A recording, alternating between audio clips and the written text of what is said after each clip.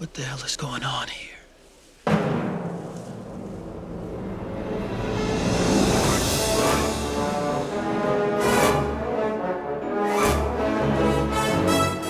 Back to the Future was a huge success and was the highest grossing film of 1985. A sequel was just inevitable. In 1989, production started on not one but two Back to the Future movies, each one being shot back to back, similar with what they did with the two Sleepaway Camp sequels.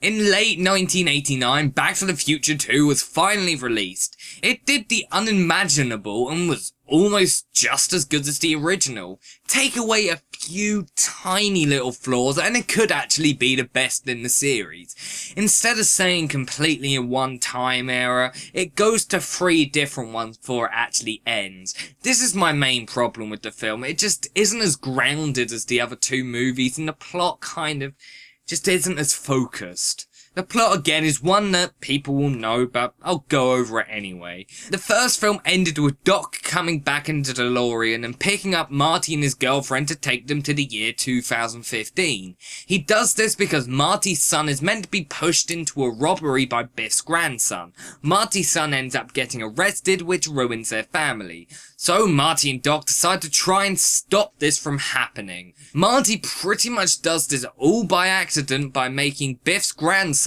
crash into the courthouse during a really breathtaking hoverboard chase.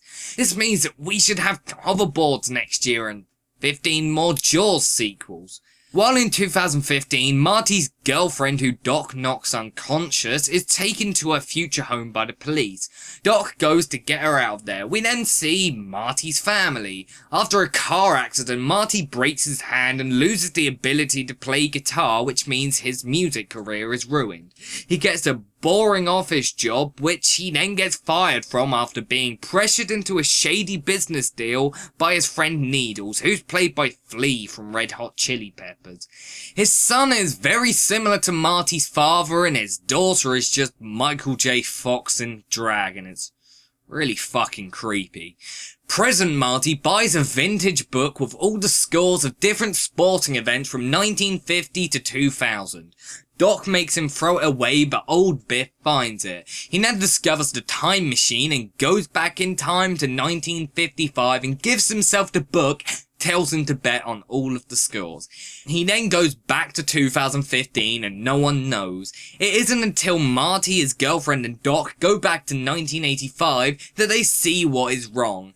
Biff of course does bet on all the scores and becomes a millionaire. Hill Valley becomes an absolute dump, and to make matters worse, Biff shot Marty's dad dead and married his mum.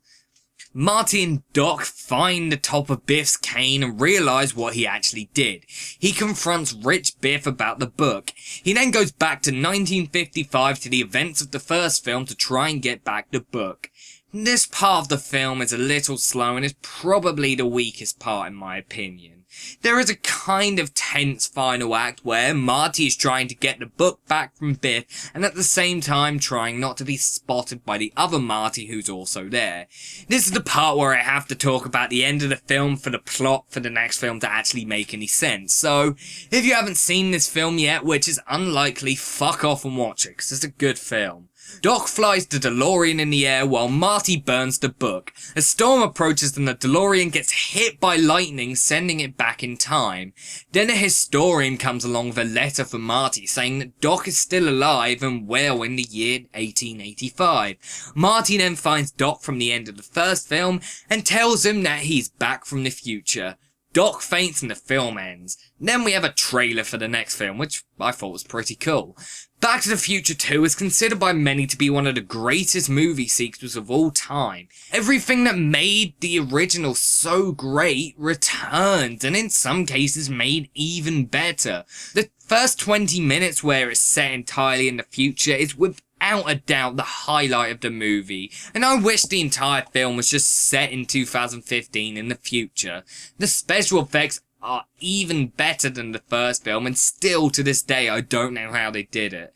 I don't want to watch any of the behind the scenes stuff because at the moment I'd rather it be left a mystery. I know one day, probably very soon, curiosity will get the better of me and I'll cave in, but still I like the mysterious aspect to it that I have at the moment. This is why I prefer practical effects to CGI. With practical effects you wonder how they made it.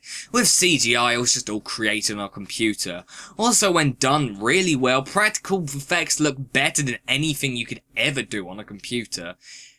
This is kind of off topic, but if you like practical effects, then there's a fantastic documentary on Netflix about an effects company that's done work on things such as The Walking Dead, Sin City, Django Unchained, Predators, Bubba Hotep, and tons of other films, and it's called Nightmare Factory.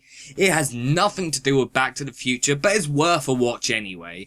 Back to the Future 2 is very similar to the original, but I don't know what it is about the film, I just don't love it as much as I loved the first one. I don't hate it at all, and the scenes in 2015 are some of my favourite moments in any movie ever made.